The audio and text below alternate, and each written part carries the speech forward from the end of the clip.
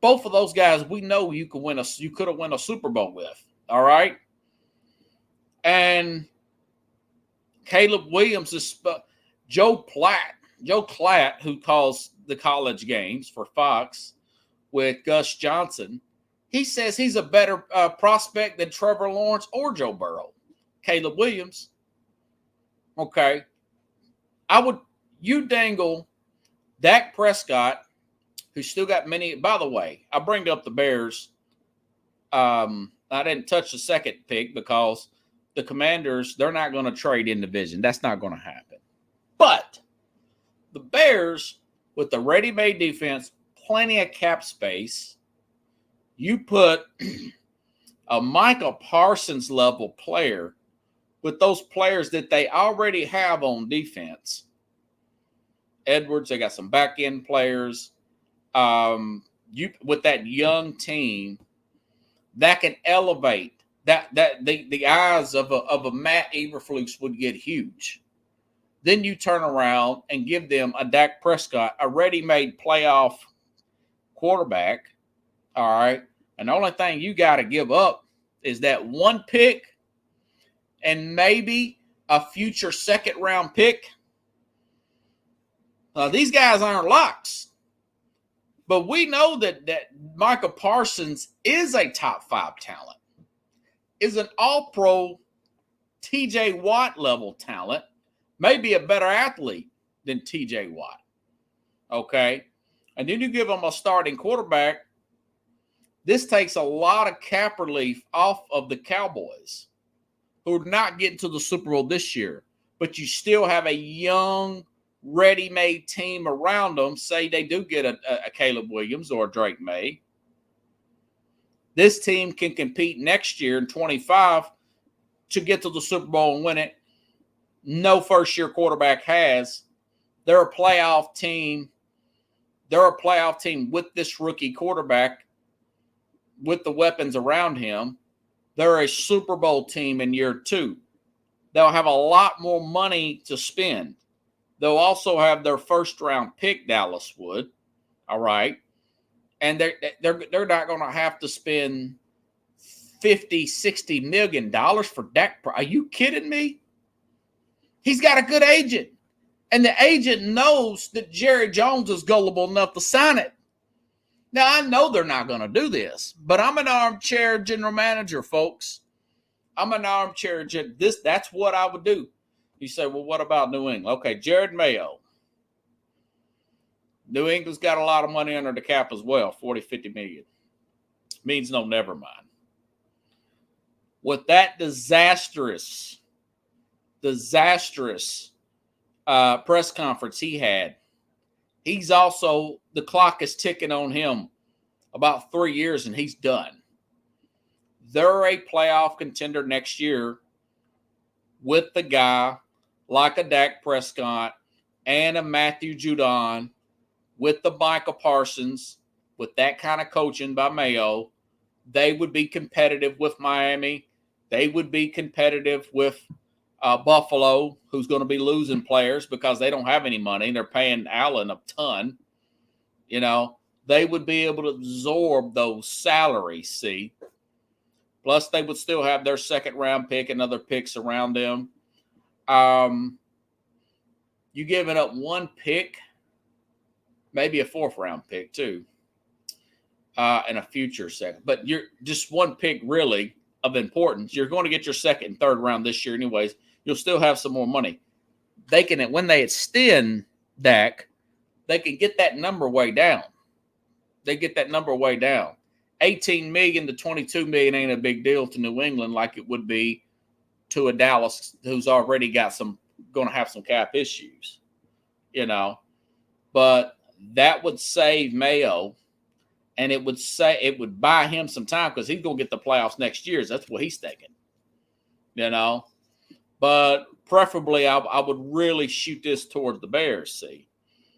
And I tell you what, Eberflus, the fans might not like it, but the coaching staff, they're looking at that talent that they've already got on defense. They're looking at the talent that they've already got around. So you're putting Dak Prescott with DJ Moore. All right. You're putting him with Cole Kmet. You're putting him with a just as good offensive line with right. That's why I think, and of course, you're going to get a player. Some say they can get a first round for Justin Fields. I think they would be fortunate to get a second round. So they would still get other picks, and they still got plenty of money. But they have a ready-made quarterback and a game changer at defense.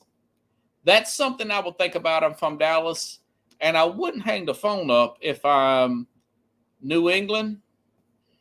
Those defensive-minded head coaches, Jared Mayo, again, Matt Eberflus, who I thought would be fired this year, they would listen. They would listen. Because, and, you know, the Cowboy fans will think I'm crazy, but they have a ready-made team. You could put a young quarterback with a ready-made team. Brock Purdy got the 49ers to the NFC Championship as a rookie with the ready-made team. All right? It sounds like a win-win to me. It's something that I would consider looking into. Because Dallas ain't going nowhere, man. They're not going anywhere with that. You know? So, anyways, food for thought. Jerry Jones wouldn't do it in a million years if his life depended on it. But, hey, like I said, I like to play armchair general manager. Okay. So, Rick Pitino. Listen, as far as you hadn't followed college basketball over the years, Pitino is one of the best coaches in the history of college basketball. 2 national championships with 2 different teams. I can't think of many that's done that. Matter of fact, I can't think. Remember Roy Williams, as good as he was at North Carolina, he never won with Kansas. Okay. Pitino, I know he's up there in his 70s. I saw him on the podium the other day, really going into his players. They're 15-12. Not the start they wanted to out of the Big East, but want to say they beat Creighton in their schedule, and Creighton just beat Connecticut. But listen to Pitino last week go into these guys, which I thought was just fine. You know, I played high school basketball. I played with the scrimmage with the varsity guys. They were the number 1 team in the state in Florida in 1995. Was it? Yeah, 96, 97. Scrimmage with these guys. But Rick Pitino, 15-12, calling out his players for just not being quick enough after they lost to Seton Hall last Saturday. Listen up. See if I can find him here. 105. About a minute here. Not happy. I think they're unathletic. I don't think they move well laterally. I don't think they're going to pick it up in next week. I think they're slow laterally. I mean, Sean Conway gives you everything he can. He's slow laterally. About 5 guys are slow laterally. Even the Celtics, when we lost, I've enjoyed every minute being a Boston Celtic coach. Didn't like the fact that we lost in that following year, but this has been the most unenjoyable experience I've had since I've been coaching. Do you have any second thoughts of taking this job? No, not at all. It's not St. John's. It's my team. I think they're very respectful. They hear, but they don't listen. It's taken me a month to get them to throw bounce passes. Actually, 2 months to throw bounce passes. You know, he sounds so much like a mob guy, don't he? It takes me a month to get them to learn. But let me play a little bit of that. That is funny, man. Rick Pitino ripping into St. John's here. They still have a chance, by the way. They're a bubble team. They still have a chance. So you say there's a chance, like Jim Carrey from Dumb and Dumber. Listen up. Experience I've had since I've been coaching. Do you have any second thoughts of taking this job? No, not at all. It's not St. John's. It's my team. I think they're very respectful. They hear, but they don't listen. It's taken me a month to get them to throw bounce passes. Actually, 2 months to throw bounce passes. Just thinking of getting ready for Georgetown because Georgetown could definitely beat us. I'm not even thinking the future at all. I'm just thinking of the next game and the next game and the next game, and that's it. Just try to get as many wins as you possibly can and represent St. John's in the best fashion you can. So he called this one guy out, Sean Conley, by name. He gives it all he's got. So a few days later, that was Saturday, they go on and beat Georgetown. I think it was last night, wasn't it? So now today, I want to say, this morning, he backtracks that. My thing is, I think that he was forced to because it is super sensitive. Everybody gets a trophy. And believe me, I started right. I'm barely a millennial. I was born in 81. I'm barely a millennium. And, I played on the Pee Wee football team my dad got me involved in. And, the guy was putting his son and his son's friend, wouldn't even let me try out for any great, running back or wide receiver. Wouldn't even though these kids are in Bellevue. I'm from the hood. I'm a hood kid, way better athlete than these little rich kids. And dad put his son at quarterback. Go figure, right? So I talked him into. I quit. I shouldn't have quit, but I did. I talked him and let me quit the team. And I thought to myself, a friend went on the team late. They finished the season. They're giving out trophies. They never scored a touchdown. They should have never gave those kids trophies. And my dumb self, I tried to ask my dad to go back and get a trophy when I quit after 2 games. He said, heck no, you didn't earn that trophy. He said, heck, they didn't even earn that trophy. Looking at a grown-up, I thought that was a great teachable moment. I really thank my dad for that. But this trophy society, these guys are sad because he said you're slow laterally. So this is Rick Pitino today walking back what he said, and he gives it a reason. I don't believe that reason, but here's Pitino today. Listen up. I went home, talked to my wife, and came back and I said to my staff, anybody in the guys, any of them upset? He didn't talk to his wife. This guy's been coaching, 40 years almost? Somebody from the staff said these guys are sensitive and wanting to transfer. That's what happened. That's my opinion. Well, more of the cut from Rick Pitino last night. Feelings of hurt. So I immediately went in the team and told them, I absolutely love you guys. I would never, ever want to embarrass you, but it's my bad. I'm at fault. I should have never mentioned to anybody by name. I didn't mean it. I was trying to talk typical clinic talk like I do. The slowest player in the league at the NBA is Jokic. He can't move laterally. Some of the greatest players I've coached can't move laterally. So I didn't think that's a big deal, but I should never, ever mention a name. I'm a veteran coach. I tell every young coach in the business, show class when you win, show class when you lose, give the other team credit. I've been really, really frustrated this year for a lot of different reasons. But understand something. I recruited this man. My staff did not recruit these guys. It was all me. His dad called me. I said, Don, I want him. RJ, for UMass alumnus for 1 year, I wanted him. Thought he was going to be great. Ledlam, I wanted him. It was all me. And I'm really, really proud to have them. But I totally apologize to them for doing that. It was no intent. I was very calm, very collected. And I wasn't ripping them. That wasn't my intent. But words matter. Words matter. I watch a lot of politics, and I see what these politicians say about each other, and I cringe, absolutely cringe, and say, thank God I'm a basketball coach. So I just want to briefly say, my guys are the most important thing. My family and my players, outside of breathing air, they're the most important thing in my life. Now, I do believe he does love basketball like that. He really don't have nothing to prove. He's post 70 as well.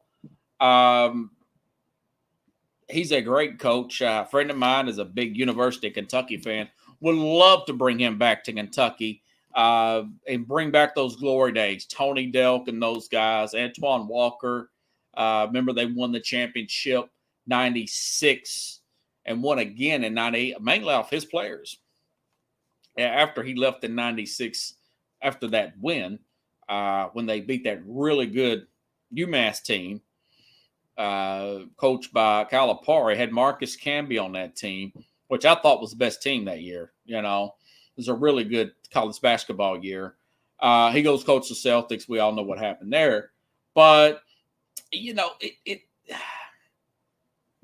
that type of criticism that's hurtful like that, that helps you grow, folks. That helps you grow. You know, today is the 44th anniversary of the Miracle on ice. The 1980 Herb Brooks championship team beat the Russians, you know, who these kids were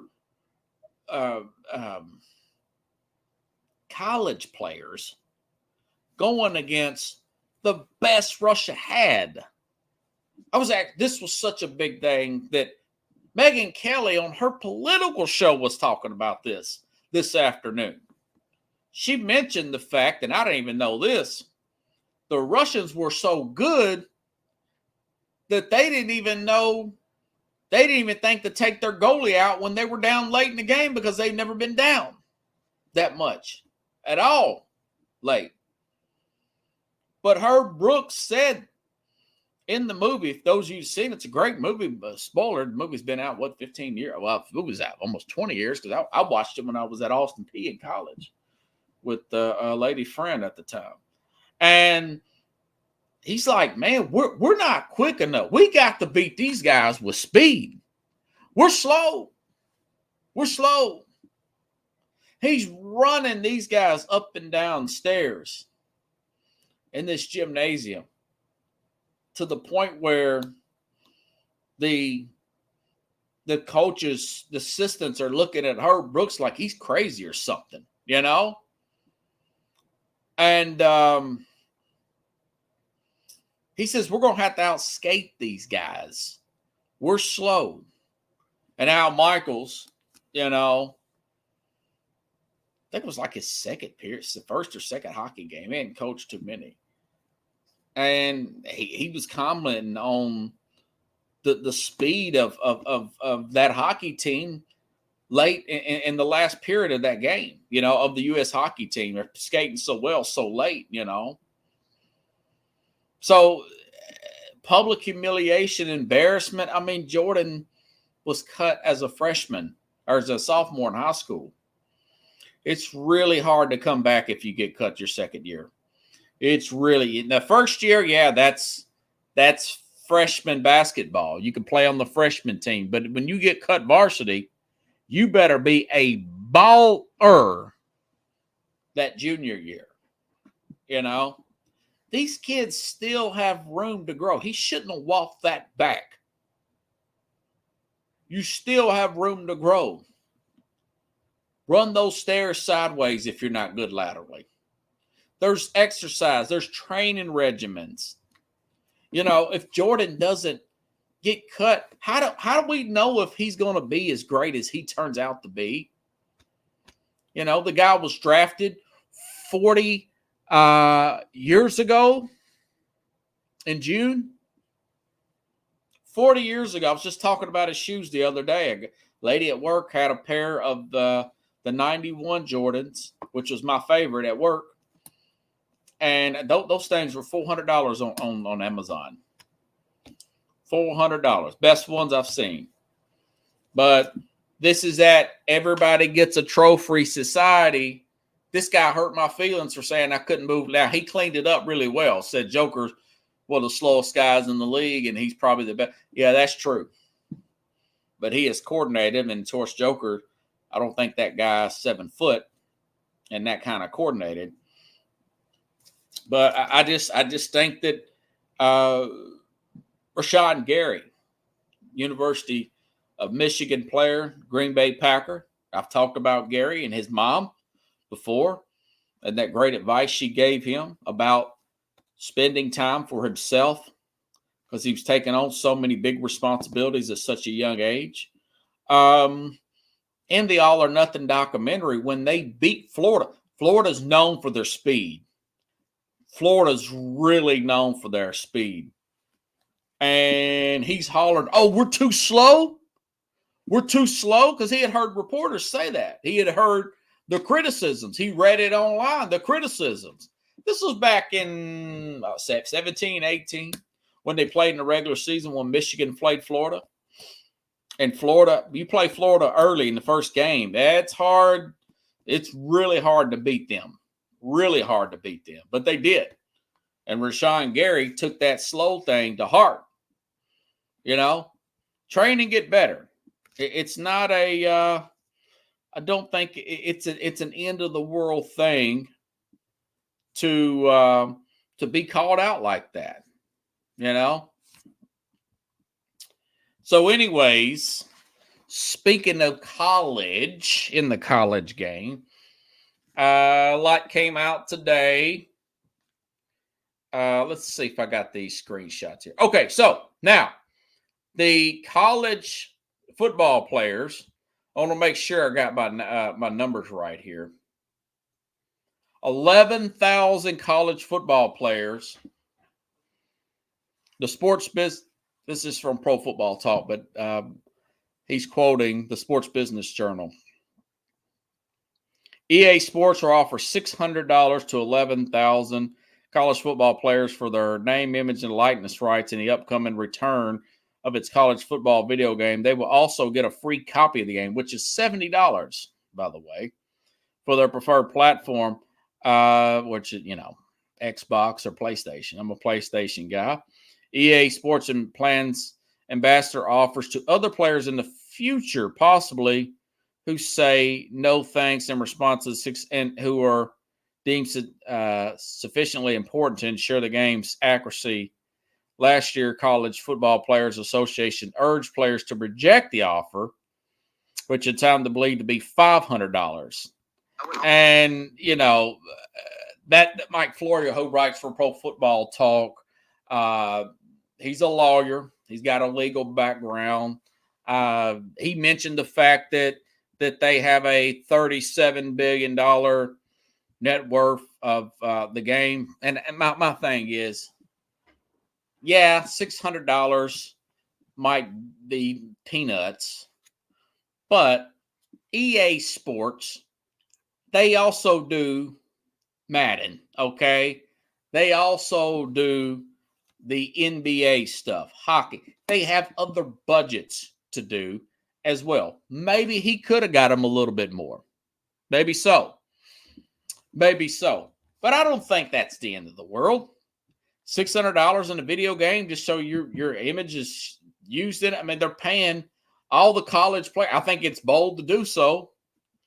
11,000. That's right. 11,000 players, $600 in a video game. That's not bad. It's not like the NFL. What's it, 17 something? I know it's much more for the NFL, but you're taking on less risk there because you've got less players.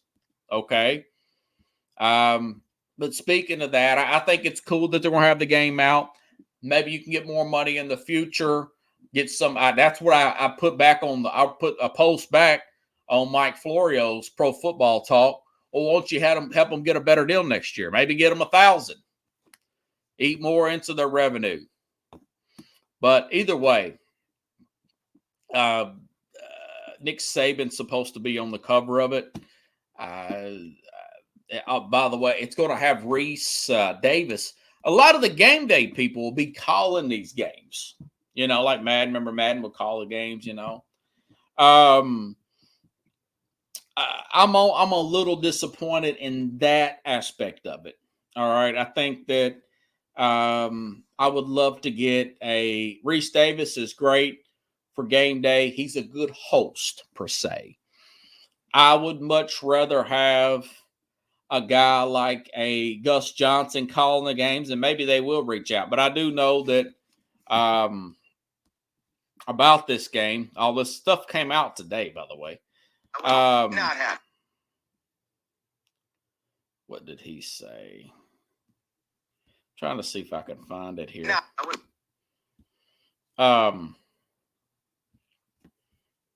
but it looks like that. I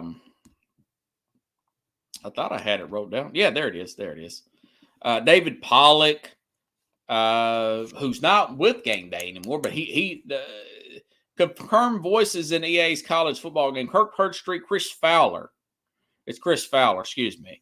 David Pollock, Jesse Palmer, and Kevin Connors. I would wish they would put a Gus Johnson in that. You know, put a Gus Johnson that calls the Fox games. I like him myself personally. I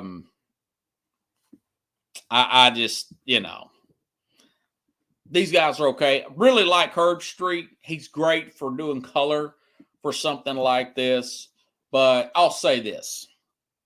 I'm a little older. I probably shouldn't be doing this, but I enjoy playing games now.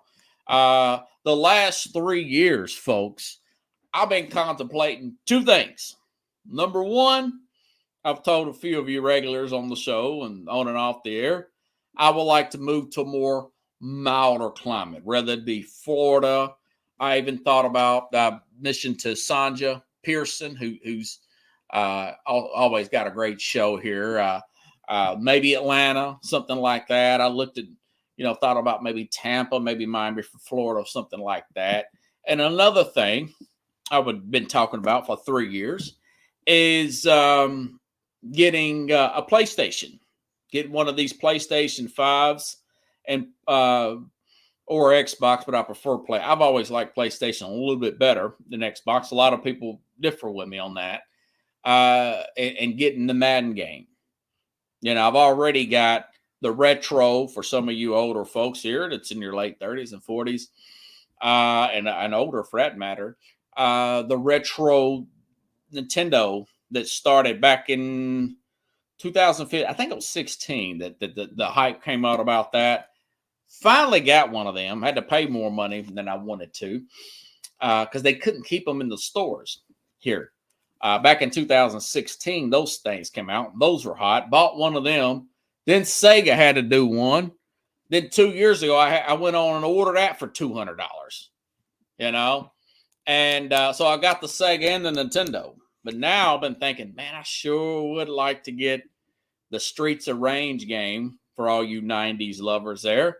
I've played 1 and 2. Now I haven't beat 3 yet, but I'm gonna download that.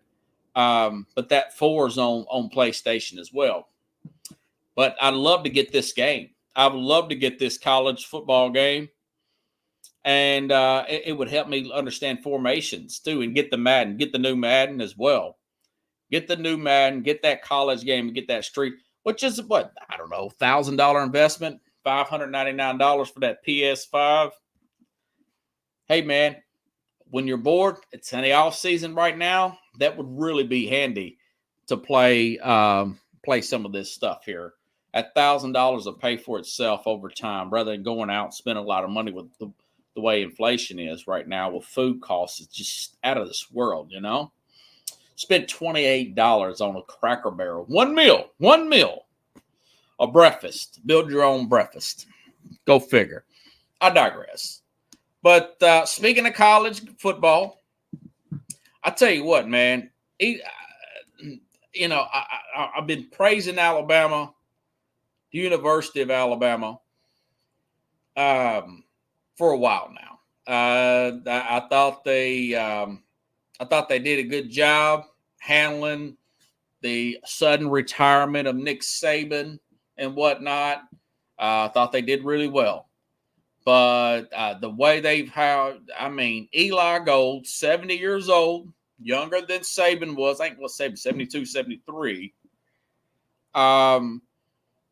Eli Gold has been with this team as they cut the play-by-play guy, the radio guys in college football are huge.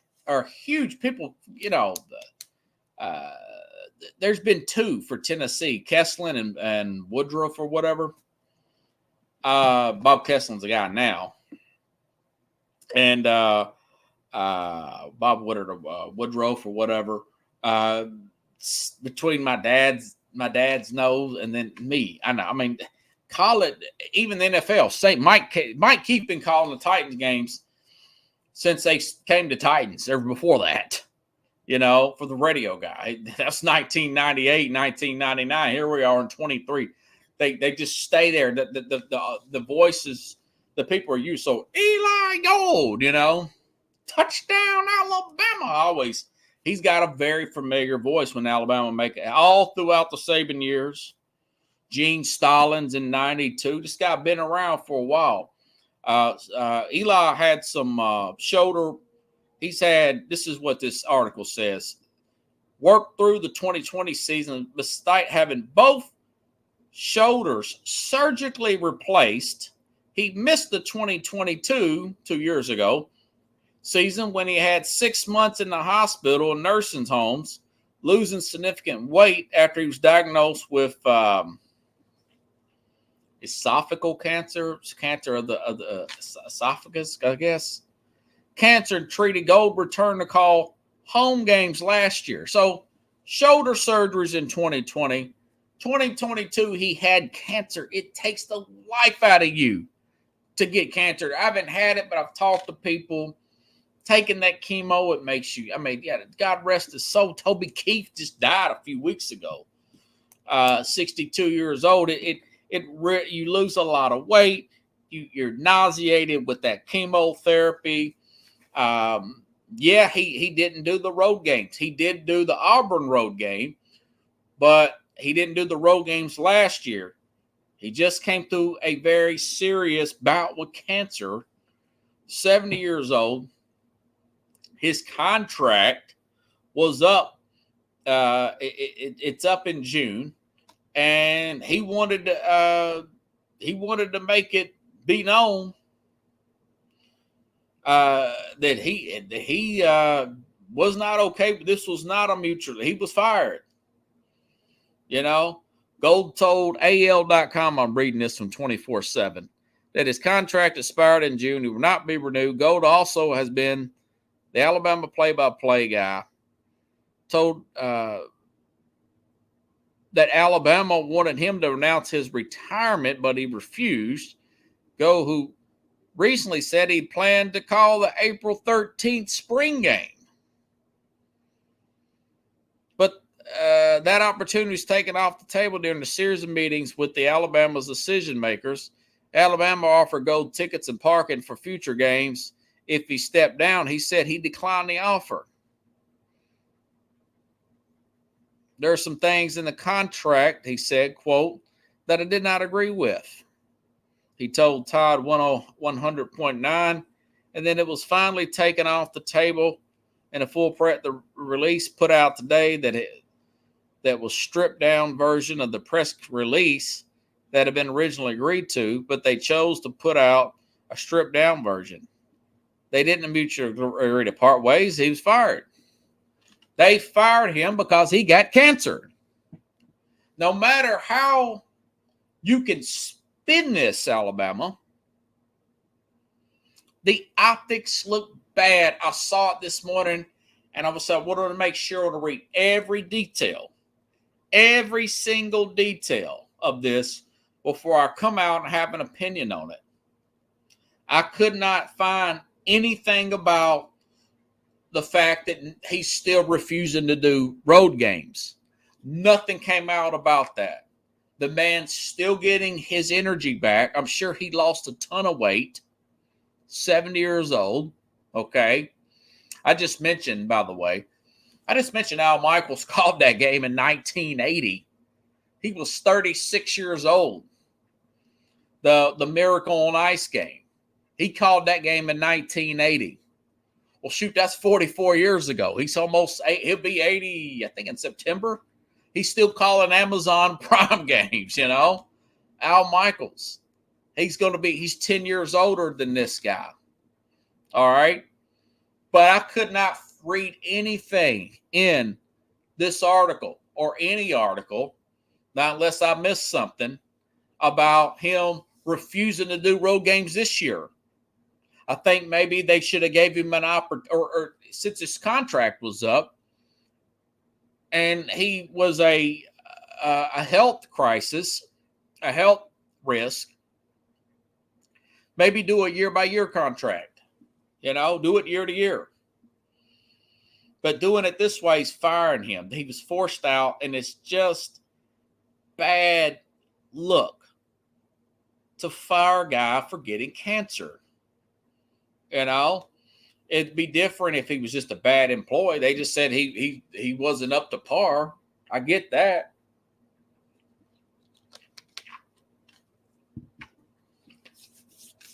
But when you got 36 years like that, and you got all that familiarity with the voice of Alabama, he said Nick Saban called him, left a voicemail. It's a bad look for Alabama. Shame on Alabama for that. I'm not the guy who's making that call. I would rather me get fired than a fire guy recovering from cancer like that in this situation. It's one thing if you just cannot do your job anymore. That's one thing. But he called the games last year. I'm sure he was going to try to work to do the home games or the away games this year. I would never be that guy. There's no way. Now, if he's bad-mouthing the team and stuff and talking about management, that's different. But none of that was reported here. Firing a guy because he got cancer is never a good look for anybody. It's just bad optics, man. I'm sorry. So anyways, again, oh,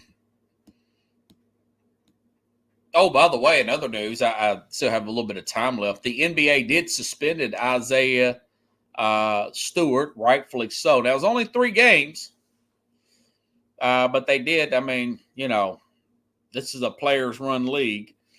Go figure. That's why we've had all the problems we've had. They suspended Isaiah Stewart for 3 games after the altercation. No, he punched Drew Eubanks. Talked about that last week. This player, Stewart, was actually arrested for punching this guy, and it was on camera before the game. I think it was like in the little area between the locker rooms there. And so I guess they did see it on camera. He got arrested, and of course, now he has been suspended, which is rightfully so. Probably should have been 5, but it's 3. And the NBA will be back tonight. LeBron's not going to play. I was going to bet that game. Golden State and LA. But he's not going to play, and it's too hard to measure the points there. It's a 6-point spread. Too hard to measure that one. But anyways, if you all like the show, share the show. I'll be back. Let me make sure I didn't miss anything. Sometimes I do. I get ahead of myself and miss some things. I'll be back tomorrow with Carlos Mad New Yorker Chavez. I was going to ask him, what does he think of this Caitlin Clark hype? Like I said with you all the other day, Clark is. I've watched more of her games than I had some of the NBA games this year. More of that, just one game all the way through like that. And you got the fact that, like Jason Whitlock saying, you got all the haters and the bigots and the racial idolatrous hating on her. It makes you want to watch it even more, see how far she can go. Now, she's already broke the scoring title, and I'll keep an eye on. See, I don't think they can win the national championship, but you never know. They got there last year. They're not a very talented team as a whole. They don't really have the rebounding, but you never know. They get hot at the right time. You never know. So I'm going to ask him, is the hype legit? She sells out everywhere she goes. We'll talk about that. And, I'm asking about his boy Baker Mayfield and Justin Fields, those stories that's been in the news this week. And I may even throw that crazy trade scenario out there to deal Micah and Dak. Hold Micah over some some of these defensive-minded head coaches and see how that works out, you know. So either way, hope, like I said, I'll be back tomorrow, 8 p.m. Eastern, 7 p.m. Central. We'll talk a little bit of those topics and more with Carlos Mad New Yorker Chavez. Have a good night, everybody.